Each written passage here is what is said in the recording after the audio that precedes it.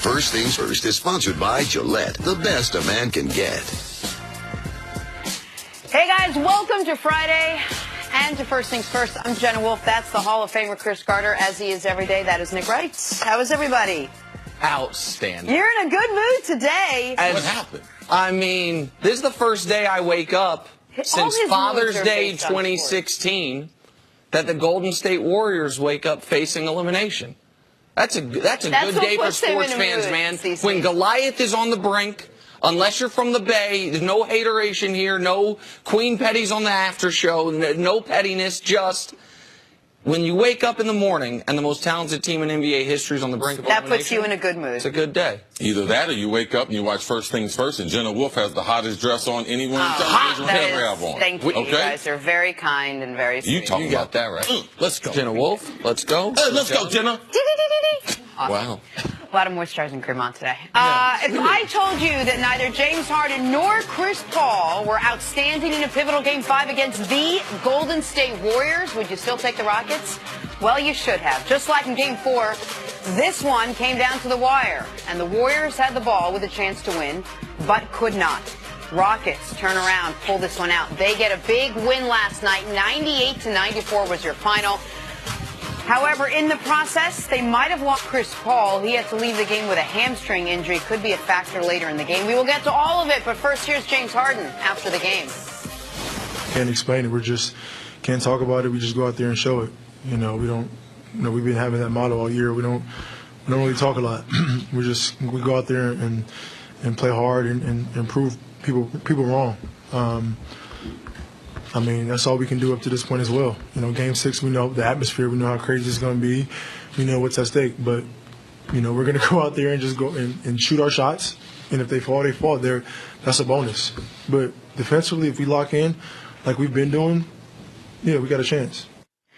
And a lot of James Harden's shots didn't fall last night. And when a reporter asked him about it, he said, hey, who cares? We won. That's all that really matters. Cece, how are they able to do it? How did the Rockets beat the Warriors in Game 5? There's not one thing, but if there was one thing that led them to victory, and we've talked about it only a little bit because given the coach, given his history, how he runs his offense, given Harden, how he scores the ball, given the rest of the team, Chris Paul, and how they've operated and the success that they've had or lack of playoff success that they haven't been able to have, it all amounts to defense, grit, hustle. That's the difference in this Houston team and the other teams that I've seen D'Antonio coach, the other teams I've seen Chris Paul on, the other teams I've seen James Harden on, and they got some help. Like the coach has got some help. He's got some guys willing to change their typical mode of operate, how they're going to go about doing business and play some defense. Pass up maybe a shot to get a guy a better shot. So you can see the total buy-in, but when you hold Golden State in the last 2 games to the numbers that they've held them to, you have to give credit to their defense. We talked about 2016 season. They were 26 in defense, went all the way up to number 6 this year. But even this season, they were 18th in defense, in total defense in the NBA, and moved up to that 6 mark. So those things are starting to play out in Game 4 and game number 5. And to me, those are the things that you can see. Those are the edge. Those are the differences in this Houston, the 2017-2018 version that's trying and really have chance to be world champions compared to the other teams I saw Chris Paul on, Harden on, and the ones that D'Antonio coached. Listen, to build on the defense part of it, from the beginning of the 4th quarter of Game 4 to 2 minutes left in the 1st quarter of Game 5, in 22 minutes of basketball, the most talented team ever put together scored 22 points. 1 point a minute might get it done in like 7th, 8th grade junior high league. That doesn't get it done in the NBA. The defense was not quite as good after that, but still very good the rest of the way. And that's the only way you can overcome the MVP going 0 for 11 from 3. That's the only way you can overcome Chris Paul being 0 for 7 from the field in the first half. Yesterday on the show, I will make a bit of a confession here. I had a little bit of inside information when I said I think the Rockets are going to have one of those three-point avalanche games.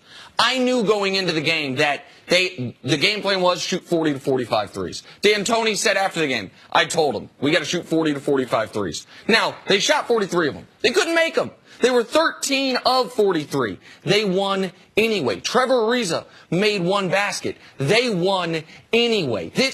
What they were able to do last night, with the league MVP having a bad game by any measure, with Chris Paul being awful in the first half to then very good in the second half, it doesn't happen if the defense isn't there to keep you within striking distance. And those aren't things that we talked about. We talked about, and generally you held Nick and I to this.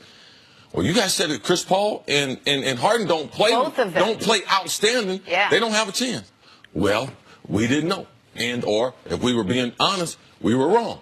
Because the way this team came together, I mean, you're holding them under 95 points, under 100 points, you're going to have a chance. We couldn't see that part of it. So those team aspects of what they're doing, the total buy-in, there's no one that could have predicted, besides shooting that number of threes, that they were going to get that type of response. And we never thought there was a path to victory with them not shooting outstanding from the three-point line. And the path to victory over the last two games with Harden missing 20 consecutive threes.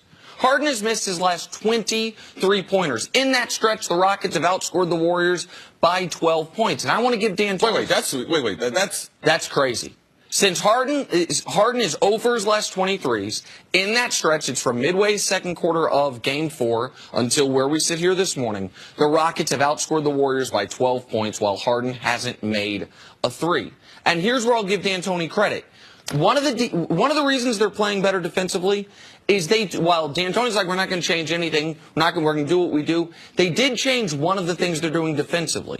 They're not switching every screen. No. Which is preventing Golden State from being able to slip the screens to get easy layups. Yes. They are switching smarter. And the other thing D'Antoni's done is say, we're going to play 7 dudes. I don't care that the 7th of the 7 was unemployed a few months ago. Joe Johnson, you've got all NBA pedigree. Sit down. Ryan Anderson, you're making $21 million a year. Sit down. Luka Sharma-Bahamute, you've been excellent for us all year. You're injured. You're not yourself. Sit down. We're rolling with our 7 guys, and we're good with it.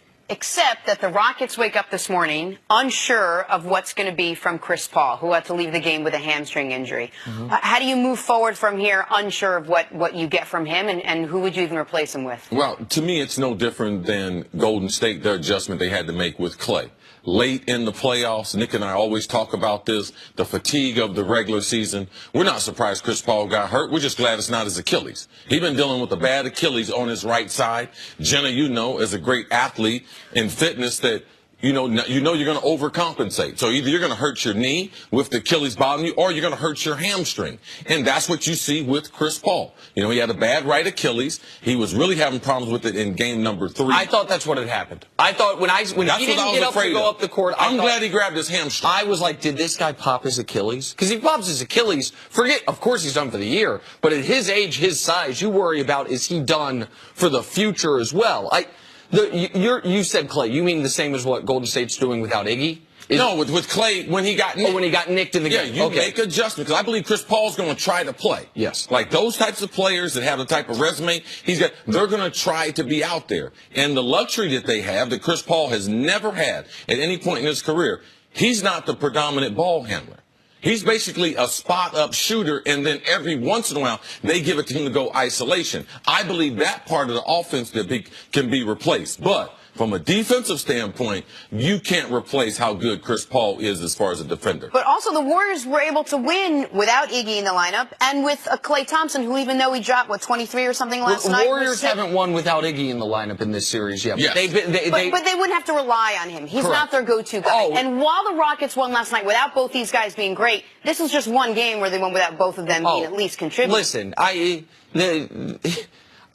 have not yet fully entertained the idea that Chris Paul could be out for the series. Not only because it would be unfair to him and be unfair to basketball fans, but I've talked ad nauseum about how many lucky breaks, injury breaks the Warriors have gotten. Whether it's Kawhi going down, whether it's Kyrie and Kevin Love going down, whether we can go down the list. Chris Paul is, you can argue, much like we do with the Warriors, who's the best, who's the most important. He's not the best player on the Rockets. You can argue he's the most important. Their only, in my opinion, path to victory if he doesn't play in a game is what I thought they were going to do last night, which is unconscious from three. Like where just a three-point barrage. But it makes them, you can't play six guys.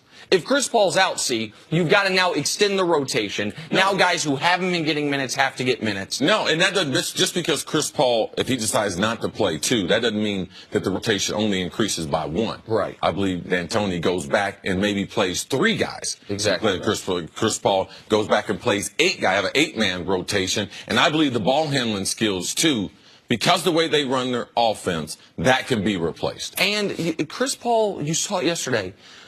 There was a great moment before he got hurt when Harden was clearly exhausted. There were about 3 minutes left in the game. And Chris Paul, during a timeout, just starts jumping up and down in Harden's face, basically saying, we're not allowed to be tired right now. We've got to go. Like that, I know he doesn't have a championship. He is a championship-level leader. They need him desperately the rest of the way. All right, the Rockets now up 3-2 in the Western Conference Finals. In the East, can LeBron will the Cavs to a Game 7 in Boston? That's next on First Things First. No, they need him desperately.